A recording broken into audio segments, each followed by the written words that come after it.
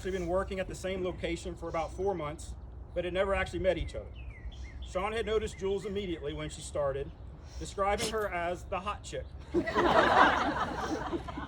But figured she had to be dating someone and was probably out of his league. Jules had seen Sean and told somebody, "I think he's cute." But for Jules, that's as far as it went. When Sean learned later that Jules had said this, he did what a lot of men would do. He took it and ran with it in his mind and convinced himself that she must be interested. She wasn't. She wasn't not interested. It just wasn't really on her radar at the time. One day after business hours, Sean even found himself snooping around her desk, looking at her pictures, trying to see if he saw anybody in the pictures that might look like a boyfriend.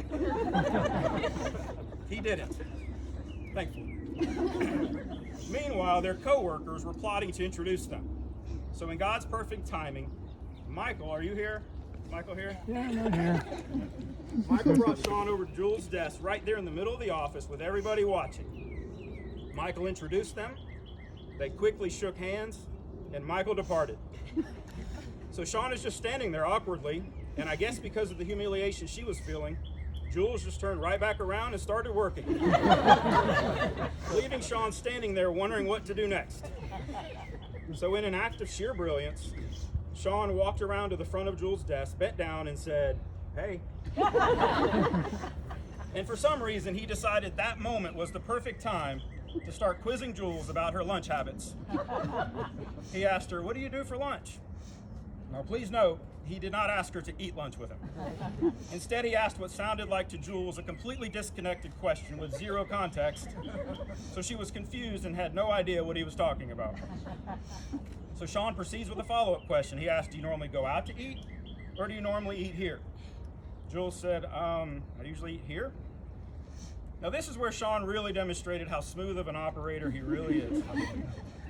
He decides to ask a third question, and this question was probably the worst one of all. He says, "Did you bring your food?" And Jules says, she just looked at him completely confused, not picking up on the fact that Sean was trying to ask her to eat lunch with him. So she muttered a very hesitant, "Yeah." He finally got around to asking her to eat with him, but the awkwardness continued in the break room where they ate. When Jules arrived, Sean was already sitting. She quickly surveyed the situation and couldn't figure out which seat to sit in. Needless to say, she tends to overthink things. She didn't want to sit right next to him as that seemed too intimate, and she didn't want to sit right across from him because that felt like a date. So she made the decision to sit kind of off-center and somewhat separated. But after she sat, Sean boldly got up and moved to the seat directly across from her.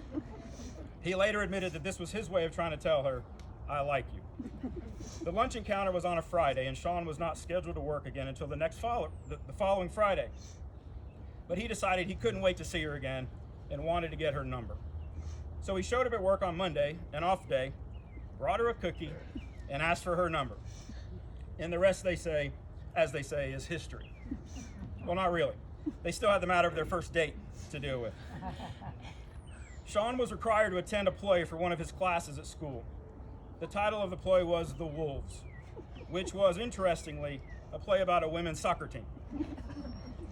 He figured a play would be a pretty unique date and might show Jules just how refined and mature he was.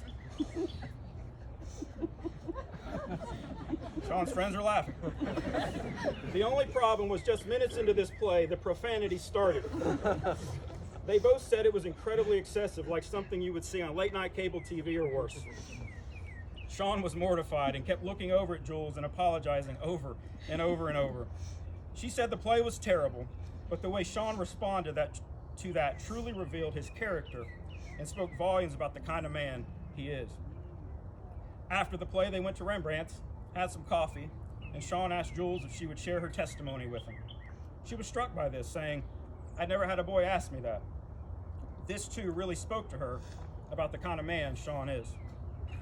They both shared their testimonies with one another and had a wonderful first date despite the content of the play. You know, isn't it interesting the things God uses sometimes to reveal his plan to his people? In describing the time leading up to meeting Sean, Jules said, "I had reached a point where I was just very against dating in general. I had made up my mind I wasn't going to date until after college. I was single, and felt I was really growing in my relationship with Christ by being single. I was learning to pray. I was learning to depend on God and not a man. But as I got to know Sean, I realized he was different than anybody I'd ever met or been out with, and that God had brought him into my life to possibly marry. Sean said I had reached a point as well where I just figured it would be a long time until I got married, and I was finally okay with that. I was just going to trust God. It's always a wonderful and miraculous thing God does when we fully surrender and trust him. Now, the last thing I always do when meeting with people prior to doing a wedding is I ask them to take a moment and describe their soon-to-be spouse in their own words. And I have them look at their partner and not me and tell them directly how they see them. It's always a beautiful picture to see the life that loving words bring to the other person. So I asked Sean and Jules to do this, and Jules went first. Jules said to Sean, "You are gentle, kind-hearted, and peaceful.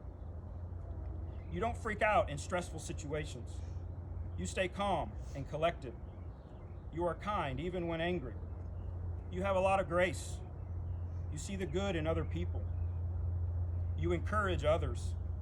I love listening to you encourage others spiritually. I love listening to you pray. Your heart really comes out, and it makes me cry. I appreciate your kindness and sweetness to my sisters, because they can be kind of annoying. You're very handsome. You are honest. You are amazing with money and very organized for a dude. You are very smart and responsible and good with time management. I love the way you carry the gospel and show it to other people. You are not ashamed of the gospel. You are very bold, and you are the hardest worker I've ever met. You just do the job without complaining. It doesn't matter how menial the task is.